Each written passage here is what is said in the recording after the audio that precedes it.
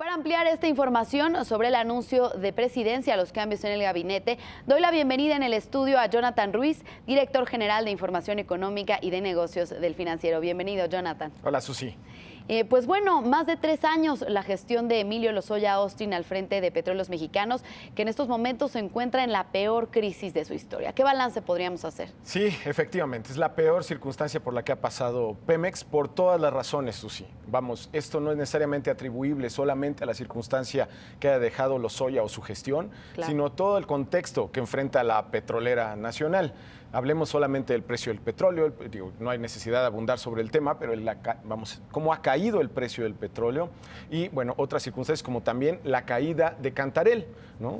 La casi ya desaparición del mayor yacimiento petrolero que ha tenido este país y que nos dio para vivir por décadas, ¿no? Así es. Entonces, esos dos aspectos fundamentales, uno en la capacidad de producción de petróleo de Pemex y otro en el precio, sumado quizá a cuestiones a revisar por parte de la gestión de Lozoya, pues hacen que Pemex hoy enfrente una circunstancia sumamente complicada, Susi.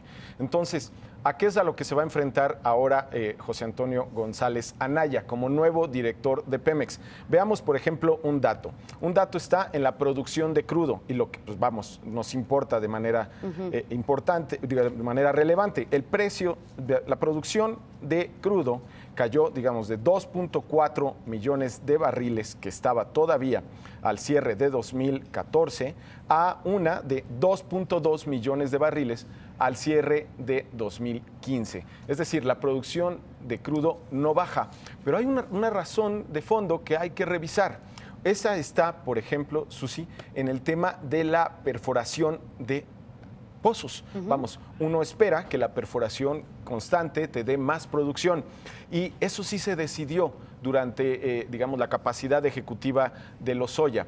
Un dato importante está en que los pozos de exploración cayeron del 2012, al cierre de 2012, cuando tomó la administración, estábamos hablando de 1.290 pozos, que por sí son pocos, digo, comparados con los que hace Estados Unidos, por ejemplo, pero cayó de 1.290 pozos en 2012 a 278 pozos en el 2015. Entonces, es un desplome casi del 80% de la totalidad de los pozos que se hacían en materia, del total de pozos que perforaba Pemex. Claro. En materia de desarrollo, porque hay dos tipos de pozos. Unos tienen que ver con la exploración, vamos a ver si hay petróleo, Claro. y otro tiene que ver con desarrollo. Ya sabemos que hay, ahora hay que sacarlo. Esos que hay que hacer para sacar, los pozos de desarrollo cayeron de 1.254 pozos en 2012 a 256 pozos en 2015.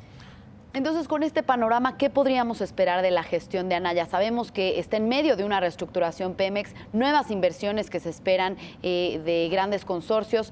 Hablábamos con Emilio Lozoya justamente en el Foro Económico Mundial, quien decía que esperaba que privados vinieran a invertir a Pemex para rescatarla de alguna manera. Efectivamente, están los esperados farm outs, estas inversiones o coinversiones que haría Pemex con terceros, que no se ha definido, no se ha establecido ya como tal una fecha específica de cuándo iniciarán estos farm outs. Consecuentemente, pues tú no puedes hacer sociedades. Imagínate que ya tienes la ley, todo está en regla, pero hay cuestiones de ejecución que simplemente no haces, por las razones que sean, Susi, porque no ha sido el proceso más transparente esto de los farm outs. Y no con eso quiero dar la impresión de que se esté haciendo mal, simplemente que no conocemos exactamente qué es lo que está pasando detrás de esos farm outs para reconocer en dónde está el problema, si es un problema de gestión de Lozoya o si es un problema del Ejecutivo en su conjunto.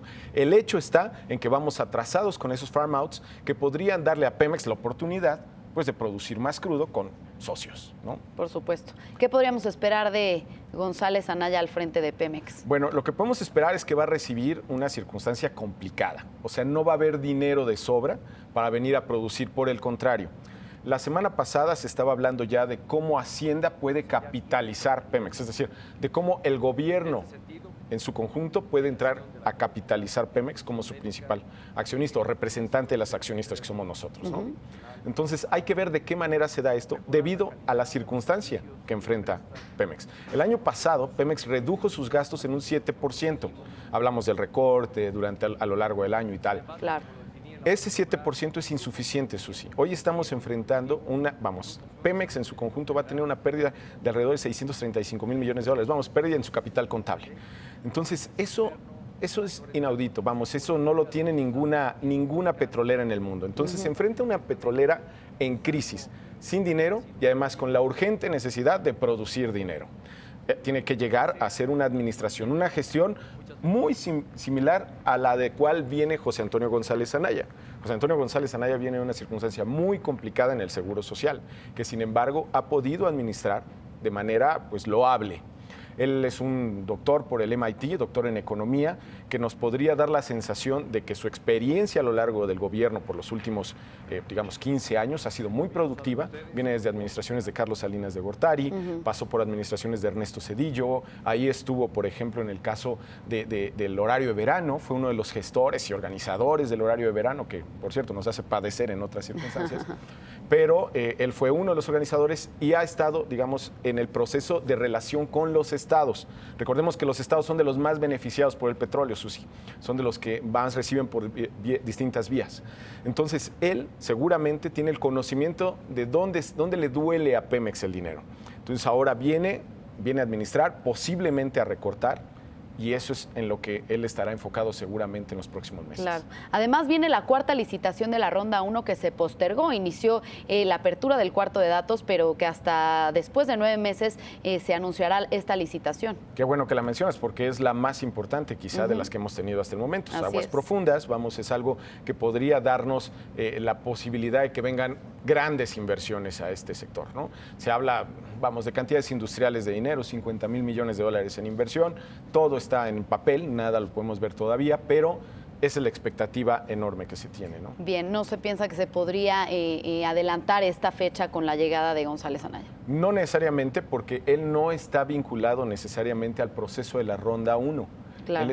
Eso forma parte de la Comisión Nacional de Hidrocarburos, es del árbitro al que le toca, no claro. Pemex es en este momento uno de los equipos, el más importante quizá, pero no es el árbitro el que organiza el juego, ¿no? Bien. Entonces no veo que por ahí pudiera adelantarse el proceso. Okay. ¿Y Emilio Lozoya, dónde podríamos ver su reubicación? Bueno, Emilio Lozoya, la semana pasada publicamos un buen perfil ahí de Mario Maldonado en el sitio web, lo pueden encontrar en el sitio del Financiero. Con esto sabemos que él es un buen administrador de fondos, trabajo no le va a faltar, él puede tener participación en consejos. Recordemos que Emilio Lozoya formó parte del Consejo de Administración de OHL, una polémica constructora de origen ibérico, y bueno, pues ahora podría encontrar lugar también en consejos de esa o de cualquier otra empresa. Al final, él podría trabajar seguramente, eso sí. Bien, pues Jonathan, muchas gracias por este análisis sobre este cambio en el gabinete del presidente Enrique Peña Nieto, donde en lugar de Emilio Lozoya Austin queda José Antonio González Anaya. Muchas gracias. Gracias, Susi.